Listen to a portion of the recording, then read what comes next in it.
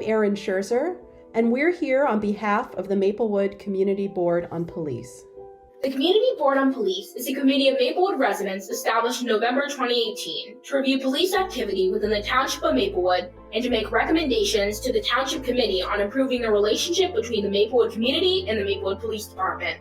Community Board of Police does things like serve as a trusted avenue for the community to provide feedback regarding the local police, provide community education, research and recommend trainings to benefit the Maplewood Police Department, review and suggest the best practices on policies and programs, and analyze data and track data on the interactions between law enforcement and the community to make training, policy, and/or program recommendations based upon analysis.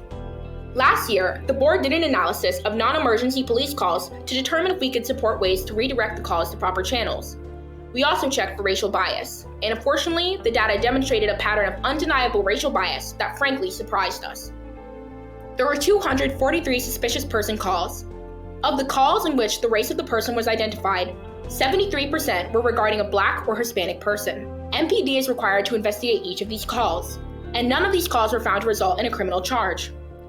This means that the Black or Latinx people were 3 times more likely to be seen as suspicious even while engaging in ordinary behavior like walking their dog, sitting in a park bench on their phone, jogging through the village, sitting in their car texting, or associating with a group of friends outdoors. While we all want to be good neighbors and remain vigilant about the safety and security of our town, we should be mindful not to allow our biases to cause us to generate unnecessary police contacts. In addition to wasting valuable city resources, these calls also create unnecessary police contacts for people who are otherwise just going about their regular lives.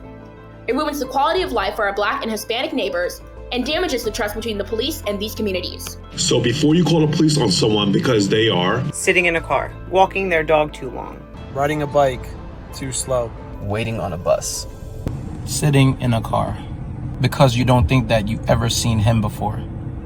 Ask yourself 2 questions. 1. What specifically are they doing that's suspicious or illegal?